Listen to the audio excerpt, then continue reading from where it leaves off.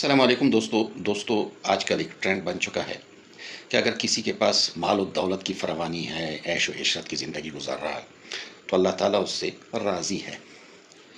اگر اس طرح ہوتا تو اللہ تعالیٰ کے نہ ماننے والوں کے پاس دولت نہ ہوتی۔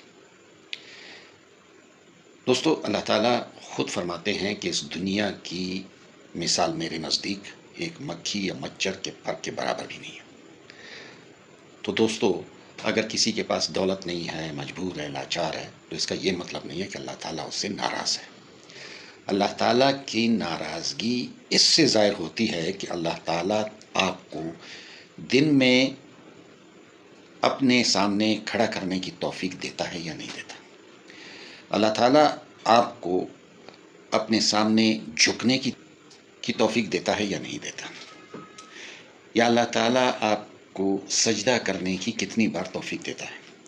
یا اللہ تعالیٰ آپ کو روزے رکھنے کی کتنی بار توفیق دیتا ہے۔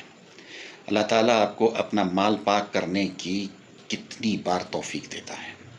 اللہ تعالیٰ آپ کو پاک مال سے اپنے گھر کی زیارت کی کتنی بار توفیق دیتا ہے۔ یہ ہے اللہ تعالیٰ کے راضی ہونے کی نشانی۔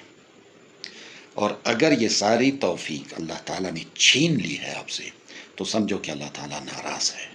توبہ استغفار کریں، اللہ تعالیٰ کو راضی کرنے کی کوشش کریں تاکہ وہ اپنے سامنے آپ کو کھڑا کرنے کی، رکوع کرنے کی، سجود کرنے کی، تلاوت کلام اللہ کرنے کی، روزہ رکھنے کی، زکوٰۃ دینے کی اور حج ادا کرنے کی توفیق دے۔